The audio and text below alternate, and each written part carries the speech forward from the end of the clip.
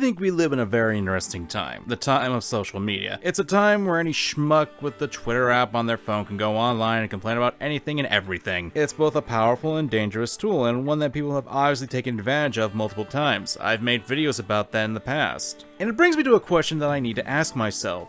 Should artists listen to the audience? Not just the traditional draw this artists, but people like game developers and movie makers.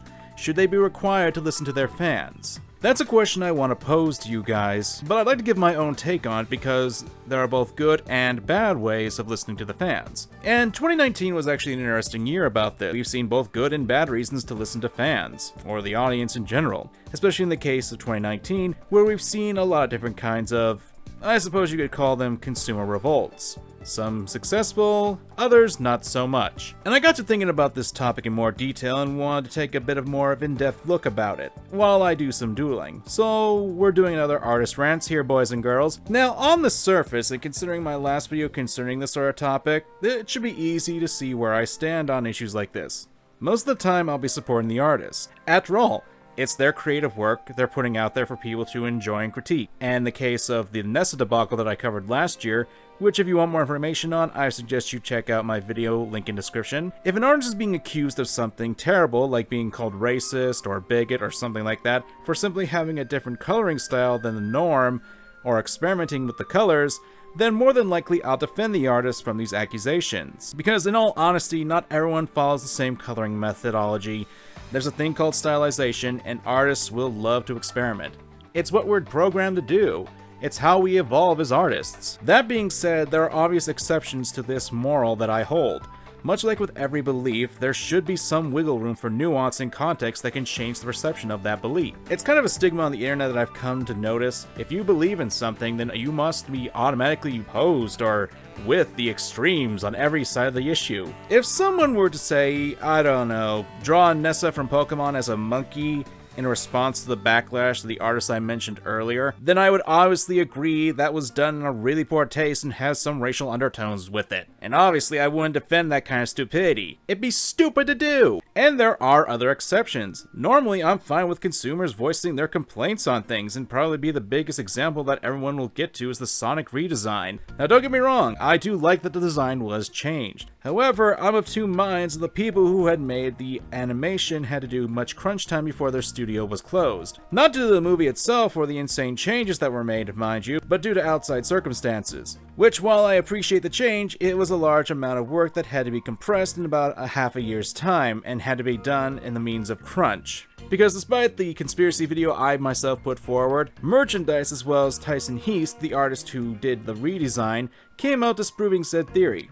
It's an interesting situation nonetheless. Of course, on the other hand, you've got this whole Dexit situation with Pokemon, and don't get me wrong, I have my issues with Dexit on both sides, especially with how you had people going after Pokemon's developers, even when they were congratulating a newly wedded couple. Classy fellas! And had kept up the consumer revolt for months on end. Not that there was much they could be done, even delaying the game wasn't really on the table at the time, since for all we know there could have been contracts and other issues that prevent something like that to happen. More than likely the game had to come out on that time due to the deals. Throw in the fact that Sword and Shield are probably the best sold Pokemon games in a long time, it kind of throws a wrench to that whole consumer revolt and boycott, especially since some of the complaints were outright dumb. Isn't that right, Tree? Again, there are issues with the latest Pokemon games. I've made videos about them, but people will still be idiots and not actually listen.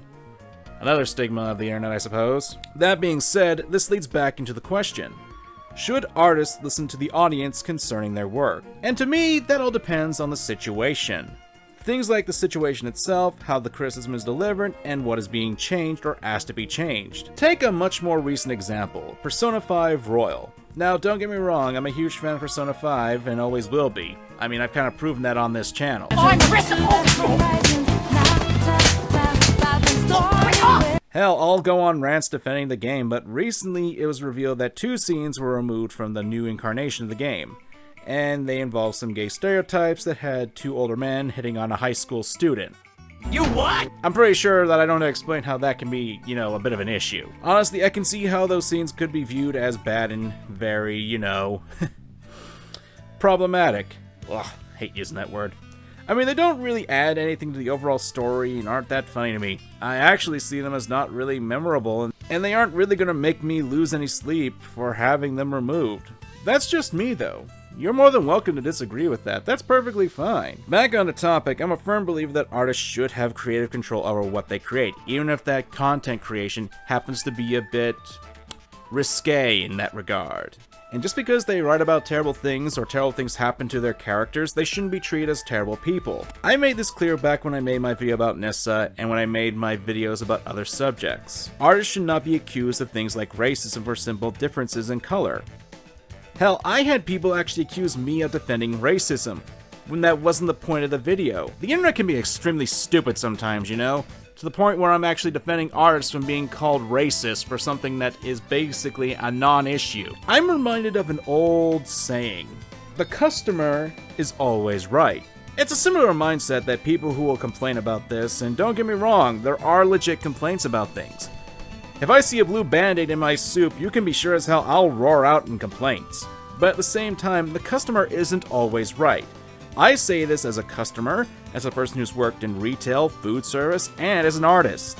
In fact, people will often outright be horrible about this. You hear horror stories about all the time of people saying like, "Oh, this artist sucks because he didn't give me a discount," or "Oh, this artist sucks because he charges too much." Especially on social media, people will quickly jump to the gun and think the worst about people. One such example would be again with Pokemon. I talked about this on Twitter. People instantly thought that Bea from the latest Pokemon animation was whitewashed. Stupid! The phrase "everyone's a critic" does exist, and yeah, everyone can criticize whatever they like. I'll always defend that right. However, when you go off the deep end to accuse people of horrible things simply because you don't understand how basic lighting and coloring works, then that's something I've got an issue with. You're literally using your own ignorance in order to paint people as terrible. Or make mountains out of molehills, like the controversy surrounding how some of the characters have birthdays, to horrible events, to horrible people in My Hero Academia. Since YouTube is so sensitive, and since I actually like to earn some money off this video, I'm not going to say specifics on that. Look it up yourself. Honestly, yeah, it's an odd choice. But so what? What's the problem? How does it affect the story or the show or your enjoyment of it? Legit, please explain this to me. You want an example of an issue I think should be complained about? How about using a real-world infamous death as a plot point and turning the victim of that into a love interest for the main character? Yeah, that was something in a game I once reviewed called Yick. Probably one of the worst RPGs I have ever had the pleasure of playing. There are a lot of issues in that game, but holy hell, that was... yikes. Honestly, what is the point of this video? I'm sure most people have clicked off this video before I reached the first 5 minutes, but for those who have actually reached this point, I appreciate that, and type down below, "Hello, Common, and welcome to the internet." This video is not to have a cohesive point, nor is it to have an answer to this question, because, honestly, there are so many variables and nuances to this type of question that it's kind of interesting to see what people's reactions will be. It depends on so many factors. And oftentimes, even how the creator responds plays a role in this as well. Now, I've kind of made it apparent that I don't like Miles Luna, the person who is the head writer of Rooster Teeth, known mostly for Ruby. I think his writing is amateur at best, and how he'll react to criticism is bad. And even when you identified someone's like, "That person's just an asshole," like, those words still stick with you. There's this great quote. "The clowning has begun." And how he'll promote the idea of not listening to people, even if they're rude in some regard, is bad. Because, well, yes, if someone is calling you a jackass, is probably the worst way to go about things. Showing that you're willing to just be as rude when someone points out a mistake to you is in a polite manner makes your point even worse. That being said, I would still defend the man if he wanted to make crap. I can criticize, I can mock it, and I can make videos about it, but I'll never say the man doesn't have a right to make it. I believe artists and content creators should be allowed to make whatever they like, but that doesn't mean they're above criticism. On the tail side of that, people who criticize shouldn't make artists seem to be like monsters, or make issues that are minuscule at best and blow them out of proportion. When there's a lighting that makes a character's skin lighter than their concept art, that is not whitewashing.